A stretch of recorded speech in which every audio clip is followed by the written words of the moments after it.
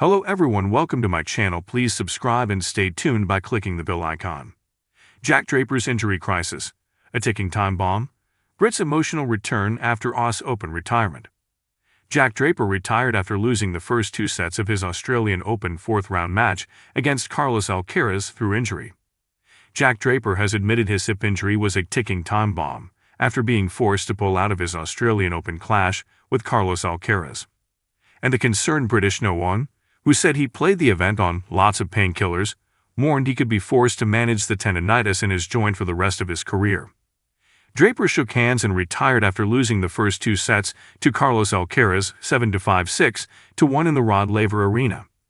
And the No-15 seed then revealed he could not walk with the injury before Christmas, and he only restarted full training just before the first major of the year. He then played 3 5-set matches and only finished his third-round win here over Alexander Vukic at 12:55 a.m. on Saturday morning. And his recovery time was shortened with his match with Alcaraz, scheduled as the third match on the Rod Laver Arena.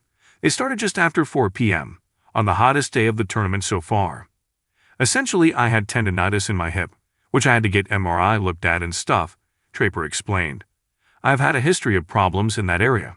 It hasn't gone away. I'm still dealing with that. Obviously, in the preseason, it got into my back and I couldn't walk, and it was really difficult. I have come here, and I have been managing that. I have been unbelievably surprised with how much I have been able to play and put my body through. More than I have ever done before, especially. I think it's just one of those things, just massive overload. This area of my body, if I don't get that right, and I don't make good decisions, I don't want to miss 3 or 4 months because of that. From the third game, I felt like it was getting worse. I actually woke up this morning, didn't feel too bad. When I got out there, and with Carlos' intensity, I'm someone who throws my body around, gives it my all. From the third game, I felt like I sort of had multiple areas that were, really in pain, and especially the hip. I didn't feel amazing before my last match, but obviously got out there and it felt okay. Maybe it's a little bit of a ticking time bomb, considering I had no preparation and no work for my body. To come here, I think I have really surprised myself with how much I have been able to put myself through. Draper, 23, is 6 feet 4 inches and has fought a series of injuries during his young career. The US Open semifinalists continued. I think everyone is moving so well and everyone is hitting the ball so hard. They're obviously, with the amount of tournaments and with the amount of tennis that we play and constantly putting our body under stress and under a lot of strain when we're moving. It's a really, really difficult one, for the hips and for the body, because you just wear and tear the whole time.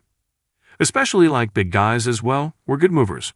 We're kind of throwing our body around and putting ourselves in awkward positions. It's not easy.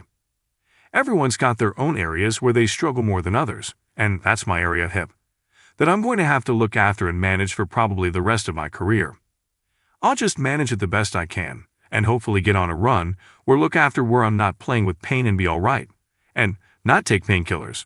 I've been taking painkillers all the time. A lot. Draper, who does not know how long he will be out, added, I don't want to get myself in a position where I'm playing through pain and playing through injury. I want to be able to show up to these events and get at my best shot and have the right preparation I need. If you like the video, don't forget to like, comment, and share.